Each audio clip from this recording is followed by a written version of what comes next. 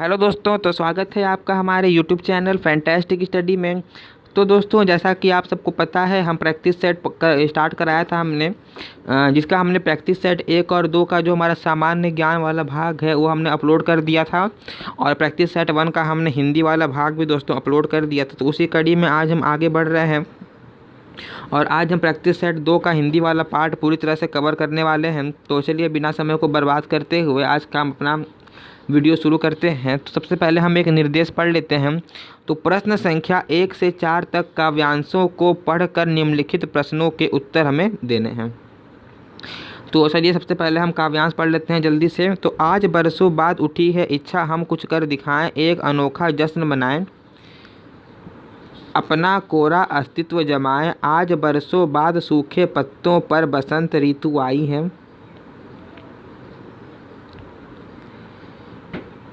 विचार रूपी कलियों पर बहार खिल आई है, गहनता की फसल लहराई है, शायद इसी कारण आज बरसों बाद उठी है इच्छा, हम कुछ कर दिखाएं, अपना कोरा अस्तित्व जमाएं। तो इस प्रकार से दोस्तों आप देख सकते हैं हमने पूरा काव्यांश पढ़ लिया। तो आइए अब इसके प्रश्नों को हम स्टार्ट करते हैं बहुत ही आसान तरीके से। तो यहाँ पर हमारा पहला प्रश्न है, कवि के मन में इच्छा उत्पन्न हुई है। तो कवि के मन में क्या करने की इच्छा उत्पन्न हुई है दोस्तों? कुछ महत्वपूर्ण कार्य करने की इच्छा उत्पन्न हुई है। आगे बढ़ते हैं। तो यहाँ पर हमारा अगला प्रश्न है, सूखे पत्ते प्रतीक हैं। तो सूखे पत्ते दोस्तों किसके प्रतीक हैं? तो सूखे पत्ते अगर हम देखें तो मन के सूनेपन के प्रतीक हैं। तो अब हम यहाँ पर अगला प्रश्न देखते हैं हमारा, तो किन कलियों पर बहार का आगमन हुआ है? तो किन कलियों पर बहार का आगमन हुआ है दोस्तों? तो विचार रूपी कलियों पर बहार का आगमन हुआ है। और हमारा काव्यांश से संबंधित हमारा आखिरी प्रश्न है यहाँ पर, गहनता की फसल से कवि का क्या आशय है? तो गहनता की फसल से दोस्तों कवि का क्या आशय है? तो विचारों में परिपक्वता। अब देखिए काव्यांश वाला प्रश्न हमारे यहाँ पर ख़त्म होता है और यहाँ से हमारा 5वें प्रश्न से हमारा मेन प्रश्न शुरू होता है। तो चलिए हम अब 5वें प्रश्न स्टार्ट करते हैं अपना। तो चलिए 5वां प्रश्न हम देख लेते हैं, खड़ी बोली में सर्वप्रथम लोक कवि कौन माने जाते हैं? तो अगर हम बात करें दोस्तों खड़ी बोली में, तो सबसे लोक कवि कौन माने जाते हैं? तो वह हमारे माने जाते हैं दोस्तों मैथिली शरण गुप्त। और एक और दोस्तों कवि थी सुमित्रा नंदन पंत जी, इनका भी खड़ी बोली में अत्यधिक योगदान रहा। तो अब हमारा यहाँ पर अगला प्रश्न है, किस रस को रस राज कहा जाता है? तो दोस्तों श्रृंगार रस को रस राज कहा जाता है। इसके 2 प्रकार होते हैं, वियोग श्रृंगार और संयोग श्रृंगार। तो जो संयोग श्रृंगार होता है दोस्तों उसमें नायक और नायिकाओं के मिलने की बात की जाती है, और जो वियोग श्रृंगार होता है उसमें दोस्तों बिछड़ने की बात की जाती है। तो यहाँ पर हमारा अगला प्रश्न है, हिंदी आकृति की दृष्टि से निम्नलिखित में से किस प्रकार की भाषा है? तो हिंदी दोस्तों अगर हम आकृति की दृष्टि से देखें तो श्लिष्ट योगात्मक प्रकार की भाषा है। और यहाँ पे श्लिष्ट योगात्मक दिया है, कहीं कहीं पर वियोगात्मक भी दिया रहता है। तो उन दोनों का मतलब दोस्तों एक ही है, कंफ्यूज मत होइएगा आप। तो हमारा अगला प्रश्न है कि अल्प प्राण ध्वनियों का समूह कौन सा है? तो अल्प प्राण ध्वनियों का समूह जो है हमारा वह है च ज ञ। तो अब हम यहाँ पर हमारा अगला प्रश्न है, आप देख सकते हैं। तो यहाँ पर हमारा अगला प्रश्न है दोस्तों कि बहुब्रीहि समास का उदाहरण कौन सा है? तो बहुब्रीहि समास का दोस्तों जो इसमें उदाहरण है वह है चतुर्भुज। और बहुब्रीहि समास की अगर हम बात करें दोस्तों तो इसमें कोई भी जो पद होता है वह प्रधान नहीं होता है, और जो दोनों शब्द मिल करके क्या करते हैं, एक नया अर्थ प्रकट करते हैं। जैसे चतुर्भुज, 4 भुजाएं हैं जिसकी अर्थात विष्णु। एक और उदाहरण मैं आपको देता हूँ, जलज, जन्म में उत्पन्न होने वाला अर्थात कमल। तो जो इस प्रकार के जो हमारे होते हैं वह हमारे होते हैं दोस्तों बहुब्रीहि समास। तो यहाँ पर हमारा अगला प्रश्न है, सुमित्रा नंदन पंत को किस कृति पर ज्ञानपीठ पुरस्कार मिला? तो बात करें दोस्तों सुमित्रा नंदन पंत को, तो उन्हें चिदम्बरा के लिए ज्ञानपीठ पुरस्कार मिला। और चिदम्बरा दोस्तों अगर हम देखें क्या है, तो यह एक कविता संग्रह है। और किस वर्ष मिला? तो 1961 में मिला। कब मिला? 61 में मिला। अगला प्रश्न है हमारा, सखीना सहित हर्षी अतिरानी सुखत धानु पराजनु पानी, इस पंक्ति में अलंकार है। तो इस पंक्ति में अगर हम अलंकार देखें तो इस पंक्ति में हमारा उत्प्रेक्षा अलंकार है। तो यहाँ पर हमारा अगला प्रश्न है, जहाँ उपमेय का निषेध करके उपमान का आरोप किया जाए वहाँ होता है। तो ये दोस्तों वहाँ पर होता है हमारा रूपक अलंकार। और ये जो प्रश्न में हमारा दिया हुआ है, यह प्रश्न में रूपक अलंकार की बिल्कुल सटीक परिभाषा दी गई है। और अगर आप याद करना चाहें तो आप ये वाली परिभाषा याद कर सकते हैं, रूपक अलंकार की एकदम सटीक परिभाषा दी गई है प्रश्न में। तो अब हम यहाँ पर हमारा अगला प्रश्न है, निम्नलिखित शब्दों में से एक का अर्थ तेल भी है। तो अगर हम देखें तो इसमें एक शब्द आया हुआ है स्नेह, तो इसका अगर हम अर्थ देखें तो इसका अर्थ दोस्तों तेल भी होता है। और प्रीति अनुराग प्रणय, प्रीति अनुराग प्रणय, और यह सब अगर हम देखें दोस्तों तो यह सब क्या है, यह सब प्रेम के पर्यायवाची शब्द हैं।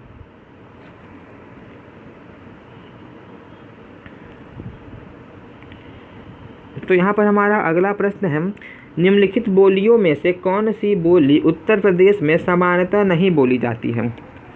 तो आइए इसको हम समझते हैं इस प्रश्न को। तो अगर हम देखें दोस्तों तो अवधी बोली जाती, एक मिनट दोस्त, हाँ, तो अवधी अगर हम देखें तो उत्तर प्रदेश में बोली जाती है। ब्रज भाषा भी बोली जाती है मथुरा के साइड, और खड़ी बोली भी दोस्तों बोली जाती है उत्तर प्रदेश में।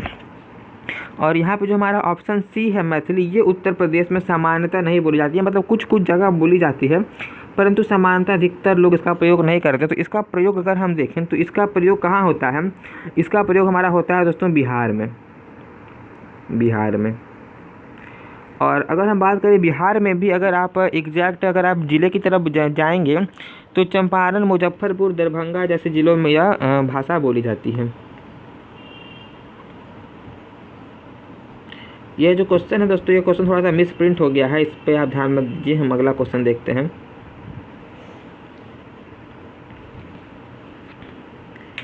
तो यहाँ पर आप देख सकते हैं हमारा अगला प्रश्न है, मिठास शब्द में किस प्रत्यय का प्रयोग हुआ है। तो पहले प्रत्यय समझ लेते हैं दोस्तों। तो जो शब्द शब्दों के अंत में जोड़ करके उसके अर्थ में परिवर्तन कर देते हैं वह हमारे कहलाते हैं दोस्तों क्या, प्रत्यय शब्द, प्रत्यय कहलाते हैं। तो इसमें अगर हम मिठास की बात करें तो मिठास में हमारा है आस, और कई उदाहरण, इसके कई उदाहरण हैं आस प्रत्यय के। तो प्यास, निकास, जैसे कई सारे उदाहरण आप इसके देख सकते हैं।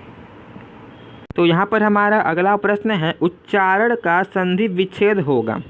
तो उच्चारण का संधि विच्छेद अगर हम देखें दोस्तों तो क्या होगा हमारा, उत प्लस चारण। और उत प्लस चारण अगर हम देखें तो यह एक दोस्तों व्यंजन संधि है। कौन सी संधि है दोस्तों, यह एक हमारी व्यंजन संधि है, व्यंजन संधि। और इस व्यंजन संधि में क्या होता है कि अगर त के बाद, इस वाले त के नीचे हलंत लगा रहता है, त के बाद अगर च आ जाए, छ आ जाए, च आ जाए, छ आ जाए, तो जो त होता है उसकी जगह पर ये वाला च हो जाता है, च उसके नीचे ये। तो इस प्रकार से ये हमारा उच्चारण संधि, उच्चारण का संधि विच्छेद उत प्लस चारण। बात करें कैसी संधि है, तो यह व्यंजन संधि है। अतः शब्द का समानार्थी पहचानिए। तो अतः शब्द का जो हमारा समानार्थी है दोस्तों वह है हमारा परिणामत। अगला प्रश्न है हमारा, अमी का तत्सम रूप है। तो अमी का तत्सम रूप है दोस्तों हमारा अमृत। और जो अन्य ऑप्शन आए हुए हैं अमय, अमृत, अमी, यह सब अगर हम देखें दोस्तों तो यह समानार्थी शब्द, यह जो है अमी के समानार्थी शब्द हैं, मतलब उसके समान अर्थ वाले हैं। और जो हमारा अमृत है यह उसका तत्सम है। तो हमारा अगला प्रश्न है, तत्भव शब्द है। तो तत्भव शब्द कौन सा है दोस्तों इसमें से, तो कांच, कांच इसमें से हमारा तत्भव शब्द है। अब हम बढ़ते हैं अपने अगले प्रश्न की तरफ, बघेली बोली का संबंध किस उपभाषा से है। तो बात करें अगर हम बघेली बोली का, तो दोस्तों आप एक कॉपी पेन ले करके बैठा करिए, ताकि यह आप देख सकते हैं यहाँ पे उतनी जगह नहीं है कि मैं पूरा लिखूँ, तो आप उसको लिख सकते हैं। मैं आपको इसका डिटेल में बिल्कुल आंसर बताता हूँ। तो पहले इसका आंसर हम देख लेते हैं। तो इसका आंसर हमारा हो जाएगा बिहार, बिहार से संबंध है। अब इसको थोड़ा डिटेल में समझते हैं हम। तो जो बघेली बोली है दोस्तों, उसका संबंध अगर हम देखें तो पूर्वी हिंदी से है।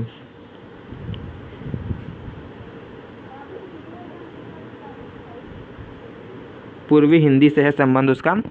और प्राचीन काल का दोस्तों उत्तर कौशल दक्षिण क्षेत्र ही हमारा पूर्वी हिंदी का क्षेत्र हुआ करता था। और पूर्वी हिंदी की अन्य बोलियां हैं जैसे अवधी, बघेली और छत्तीसगढ़ी। तो उत्तर प्रदेश की बात करें अगर, तो उत्तर प्रदेश में हमारी अवधी भाषा बोली जाती है। मध्य प्रदेश की अगर हम देखें तो मध्य प्रदेश में बघेली, और छत्तीसगढ़ में हमारी छत्तीसगढ़ी भाषा बोली जाती है। और जबकि बिहार अगर हम देखें तो बिहार हिंदी की प्रमुख बोलियां हैं भोजपुरी, मगही, मैथिली और अंगिका। तो यहाँ पर हमारा अगला प्रश्न देख सकते हैं, एक निर्देश आया हुआ है तो पढ़ लेते हैं।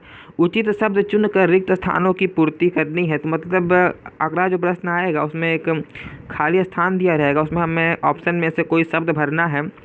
तो आइए देख लेते हैं। तो धोखे भरे आधुनिक समाज में डैश की प्रवृत्ति दिन प्रतिदिन बढ़ती जा रही है। तो किसकी प्रवृत्ति दोस्तों बढ़ती जा रही है हमारी? तो प्रवंचन की प्रवृत्ति बढ़ती जा रही है। तो यहाँ पर हमारा अगला प्रश्न है,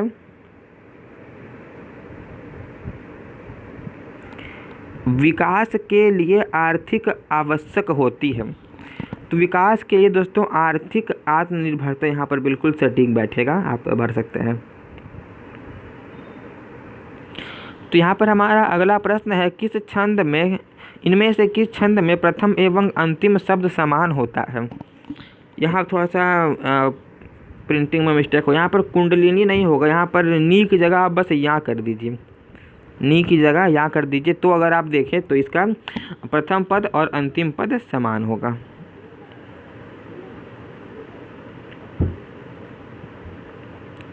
तो बुढ़ापा एक प्रकार का अभिशाप है, रेखांकित शब्द की संज्ञा। तो यह भाववाचक संज्ञा है दोस्तों। अगर जातिवाचक संज्ञा की अगर हम बात करें तो जिन शब्दों में व्यक्तियों या वस्तुओं की पूरी जाति का बोध होता है उसे जातिवाचक कहते हैं। उदाहरण अगर आप देखना चाहें तो लड़का, गाय, घर, शिक्षक, मंत्री।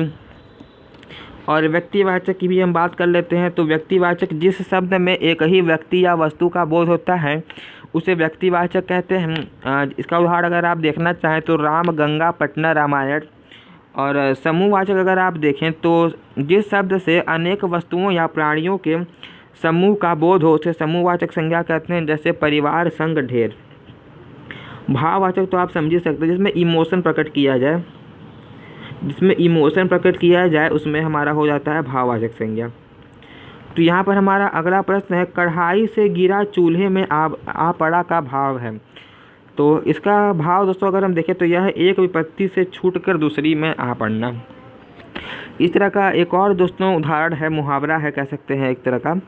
तो आसमान से गिरा खजूर पटका, तो यह वह मुहावरा और ये दोनों एक ही चीज़ है, इसका अर्थ एक ही है। तो यहाँ पर हमारा अगला प्रश्न है, प्रतिदिनम शब्द का समास विग्रह कीजिए। तो इसका समास विग्रह अगर हम करें दोस्तों तो यह हो जाएगा हमारा दिनम, दिनम, प्रति, बिल्कुल सही आंसर। और अगर इसके समास की बात करें तो यह हमारा कौन सा समास है? तो यह हमारा दोस्तों अवयवी भाव समास है। और अवयवी भाव समास को अगर हम देखें तो इसमें क्या होता है, इसमें जो प्रथम पद होता है वह प्रधान होता है और समस्त पद अवयव की भांति कार्य करते हैं। इसके अन्य उदाहरण अगर हम देखें तो यथाशक्ति, प्रतिदिन, उपगंगम आदि इसके अन्य उदाहरण हैं।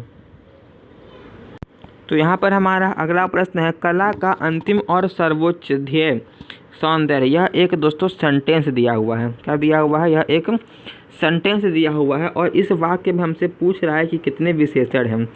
तो इस वाक्य में अगर हम देखें दोस्तों तो इसमें 3 विशेषण है। कौन कौन से अगर हम बात करें तो एक हमारा निकल कर आता है अंतिम, एक हमारा निकल कर आता है सर्वोच्च और एक हमारा निकल कर आता है ध्येय। तो ये 3 विशेषण इसमें हमारे निकल करके आते हैं। अब देखिए दोस्तों भारी भरकम प्रश्न आ गया हमारा यहाँ पे। तो इस तरह के प्रश्नों को हमने प्रैक्टिस सेट 1 में बिल्कुल आसान तरीके से करवाया हुआ है। तो मैं इसको ऑप्शन से नहीं कराऊंगा, ऑप्शन अगर आप देखना चाहें तो मैं आपको ऑप्शन दिखा दूंगा, आप अपने आप ऑप्शन पर टिक कर लीजिएगा। इसका डायरेक्ट आंसर हम देखते हैं। पहले हम ये प्रश्न देख लेते हैं क्या कह रहा है। तो नीचे दी गई पंक्तियों में पहली और अंतिम पंक्ति को क्रमशः 1 और 6 संख्या दी गई है। बीच में 4 वाक्यों को उचित क्रम में लगाएं जिससे अर्थपूर्ण वाक्य बन सके। देखिए आपको ये क्वेश्चन मैं समझाता हूँ बिल्कुल आसान तरीके से। तो यहाँ पे जो पहला सेंटेंस है हमारा, और जो हमारे यहाँ पर छठवां सेंटेंस है, यह दोनों अपनी जगह पर फिक्स हैं। और यह जो बीच में हमारे 4 सेंटेंस आए हुए हैं, बीच में हमारे 4 सेंटेंस आप देखें तो यहाँ पर आए हुए हैं, इसको हमने ऊपर नीचे अलट पलट करके इस तरह से हमें इससे व्यवस्थित करना है कि जो हमारा, अगर हम पूरा पढ़ें 1 से लेकर के ऊपर 6 तक अगर हम पढ़ें तो हमारा एक अर्थपूर्ण वाक्य निकल करके सामने आए। तो ऑप्शंस आप इसका देख सकते हैं, मैं ऑप्शंस आपको इसका दिखा दूंगा, मैं आपको डायरेक्ट बताता हूँ पहले। तो आइए सबसे पहले शुरू करते हैं। तो एक और यह देश है, ये दोनों तो अपनी जगह पर रहेंगे। आइए बैठाते हैं। तो एक, अगर उसके बाद ये वाला ऑप्शन लगाएंगे तो एक राष्ट्रीय चेतना, ठीक नहीं बैठ रहा। एक की समष्टि है, नहीं अच्छा लग रहा।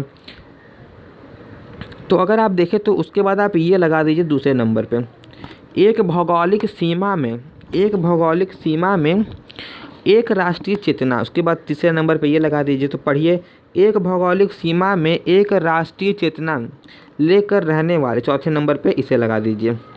तो एक भौगोलिक सीमा में एक राष्ट्रीय चेतना लेकर रहने वाले व्यक्तियों की समष्टि ही देश है। तो इस प्रकार से यह हमारा एक अर्थपूर्ण वाक्य बन जाता है। तो चलिए अब हम अपना अगला प्रश्न देख लेते हैं। तो निज भाषा उन्नति अहे सब उन्नति को मूल, बिन निज भाषा ज्ञान के मिटे न है कि सूल। तो अब हमें इसमें बताना है कि इसमें कौन सा हमारा छंद है। तो छंद पूछ रहा है, तो इसमें हमारा छंद देखें तो इसमें हमारा दोहा छंद है। कौन सा दोस्तों, इसमें हमारा दोहा छंद है। तो बात करें अगर दोहा छंद की, तो यह एक मात्रिक छंद है। इसके 4 चरण होते हैं, पहला और तीसरा, प्रथम एवं तृतीय, 3 चरण होते हैं इसमें। और प्रथम एवं तृतीय चरण में दोस्तों 13 मात्राएं होती हैं, तथा द्वितीय एवं चतुर्थ चरण में 11 मात्राएं होती हैं। तो अब हम बढ़ते हैं अपने अगले प्रश्न की तरफ। तो यहाँ पर हमारा अगला प्रश्न है, सुर सुर तुलसी शशि उड़गुन केशव दास, और कवि खद्योत संभ जहाँ जहाँ करे प्रकाश। अब उसमें हमें बताना था कि उसमें कौन सा छंद है, इसमें हमें बताना है कौन सा अलंकार है। तो अगर हम इसको देखें दोस्तों तो इसमें कौन सा हमारा अलंकार प्रयोग हुआ है। तो अलंकार दोस्तों इसमें हमारा यमक अलंकार इसमें हमारा प्रयोग हुआ है। तो यहाँ पर हमारा अगला प्रश्न निकल करके आता है दोस्तों। तो अगला प्रश्न है, संघ की राजभाषा हिंदी और लिपि देवनागरी होगी, यह संविधान के किस अनुच्छेद में वर्णित है। तो यह तो दोस्तों पॉलिटी का क्वेश्चन इसमें दे दिया है हिंदी वाले भाग में, तभी मैं आपको इसका आंसर बता देता हूँ।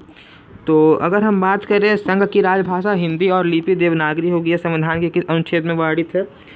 तो यह संविधान के दोस्तों अनुच्छेद 343 में वर्णित है।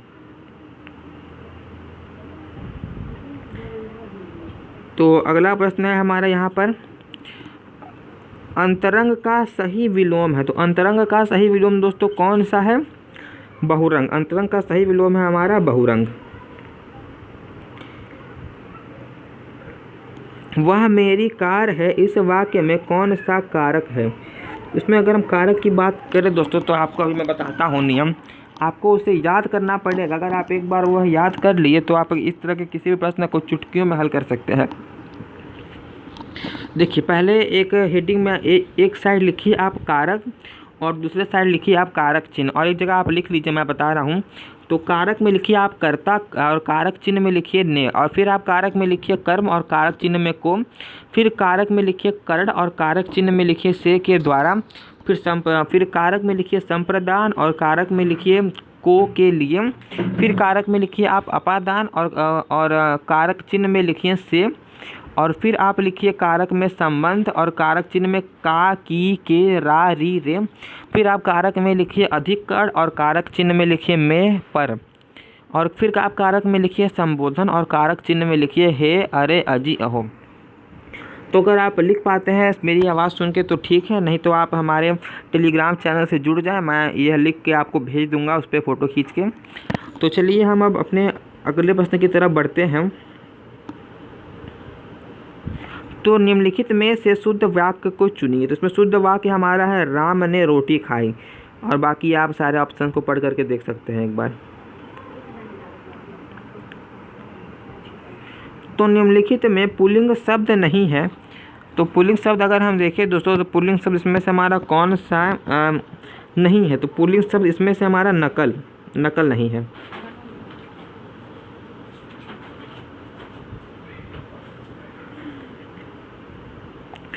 तो यहाँ पर हमारा अगला प्रश्न है दोस्तों, जिस पर अनुग्रह किया गया हो वाक्यांश के लिए प्रयुक्त शुद्ध एक शब्द है।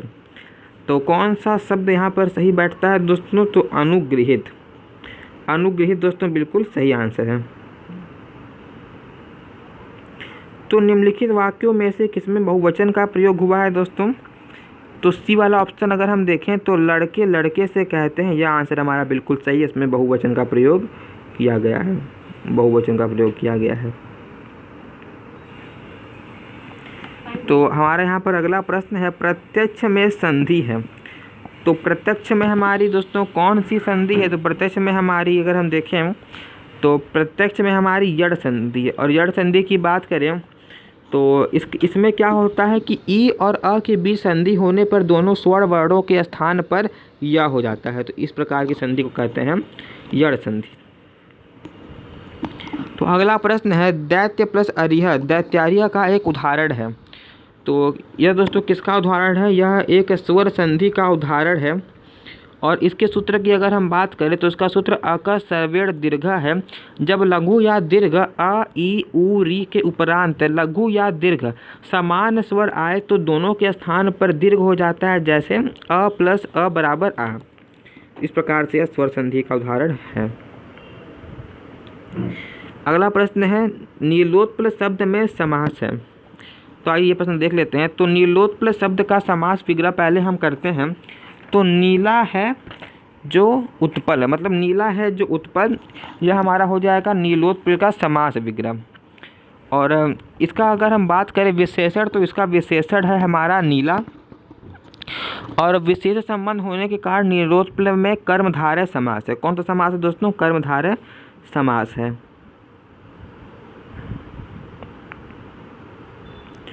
अगला प्रश्न है हमारा इन दोनों शब्दों में कौन सा उपसर्ग है? शब्द तो उसमें दिया है, हाँ दिया है। तो शब्द है दोस्तों स्वाभाविक और स्वागत बताना है कि कौन सा उपसर्ग है। तो उपसर्ग की अगर हम बात करें तो कौन सा है दोस्तों? सी वाला ऑप्शन बिल्कुल सही है। दोनों में क्रमशः स्व और सु हैं। अगर हम बात करें स्व प्लस भाव प्लस इक बराबर हो जाएगा स्वाभाविक, प्रत्यय हो जाएगा इक, और वो उपसर्ग हो जाएगा स्व। और सु प्लस आगत बराबर हो जाएगा हमारा स्वागत, सु हमारा हो जाएगा उपसर्ग। तो यहाँ पर हमारा अगला प्रश्न है दोस्तों निम्नलिखित में से एक की वर्तनी अशुद्ध है। तो किसकी वर्तनी अशुद्ध है दोस्तों? कवियत्री। और यहाँ पर सही भी लिखा हुआ है, कवियत्री का शुद्ध रूप भी लिखा हुआ है। तो अब हमारा यहाँ पर अगला प्रश्न है महाश्वेता किसका पर्यायवाची है? तो महाश्वेता दोस्तों सरस्वती का पर्यायवाची है। तो अगले प्रश्न की तरफ हम बढ़ते हैं। तो निम्नलिखित में घोड़ा का पर्यायवाची शब्द नहीं है। तो घोड़ा के पर्यायवाची की बात करें तो कई सारे पर्यायवाची हैं। अश्व, सैंधव, घोटक, बाजी, तुरंग, किवयान है, आंसू, विमानक, ये सब हैं घोड़ा के पर्यायवाची। परंतु अगर हम यातुधान देखें तो यातुधान घोड़ा का पर्यायवाची नहीं है। और यातुधान किसका पर्यायवाची है? घोड़ा का नहीं है, तो राक्षस का पर्यायवाची है। किसका दोस्तों? राक्षस का पर्यायवाची है। तो अगला प्रश्न है आचार का विलोम शब्द है। तो आचार का विलोम शब्द है दोस्तों हमारा अनाचार। आचार का अनाचार। तो यहाँ पर हमारा अगला प्रश्न है, जो शीघ्र ही किसी बात या युक्ति को सोच ले उसे कहेंगे, उसे हम क्या कहेंगे? प्रत्युत्पन्नमति। तो यहाँ पर हमारा 48वां प्रश्न है, अपने मुँह मियाँ मिट्ठू बनना मुहावरा है। तो यह किसका मुहावरा है दोस्तों? यह अपनी प्रशंसा करना, अपनी प्रशंसा स्वयं करना का ये मुहावरा है। तो हमारा अगला प्रश्न है, निस्दिन बरसत नैन हमारे, इस पंक्ति में किस रस का वर्णन है? तो इस पंक्ति में दोस्तों अगर हम बात करें तो यह श्रृंगार रस का वर्णन है। और निस्दिन बरसत नैन हमारे में श्रृंगार रस है, यहाँ वियोग श्रृंगार है। और यह क्यों है, यह किस लिए है? तो इसमें क्या होता है कि गोपिकाएँ श्री कृष्ण जी के वियोग में अत्यधिक दुखी हो जाती हैं और उनके आँखों से लगातार आंसू गिर रहे हैं। यह पंक्ति अयोध्या प्रसाद हरिऔध द्वारा रचित है। अब इसके रचयिता का अगर आप नाम देखना चाहें तो हरिऔध द्वारा रचित है और यह प्रिय प्रवास नामक काव्य से लिया गया है। जहाँ पर हृदय में उत्साह उत्पन्न हो वहाँ पर दोस्तों अगर हम बात करें कौन सा रस होता है, तो वीर रस। वीर रस की परिभाषा अगर आप देखना चाहें, जहाँ पर हृदय में उत्साह उत्पन्न हो वहाँ पर वीर रस होता है। तो अब हमारा आखिरी प्रश्न है यहाँ पर कि सो शिवधनु मृणाल किनाई, सो शिवधनु मृणाल किनाई तोरहु राम गड़ेउ गोसाई। इस पंक्ति में दोस्तों किस अलंकार का प्रयोग हुआ है? तो इस पंक्ति में अगर हम देखें तो हमारा उपमा अलंकार का प्रयोग किया गया है। तो अगर आप देखें दोस्तों तो यहाँ पर हमारा भाग 2 शुरू हो जाता है, सामान्य बुद्धि परीक्षण, जिसे हम रीजनिंग कहते हैं। तो अगर आपको रीजनिंग का पार्ट भी चाहिए तो आप हमें कमेंट करके अवश्य बताएं, मैं आपके लिए जल्दी रीजनिंग का पार्ट भी लेकर के आऊँगा। और अगर आपको हमारा वीडियो अच्छा लगे तो हमारे चैनल को लाइक करें, सब्सक्राइब करें और शेयर करना ना भूलें। तो मिलते हैं आपसे अगले वीडियो में, तब तक के लिए धन्यवाद।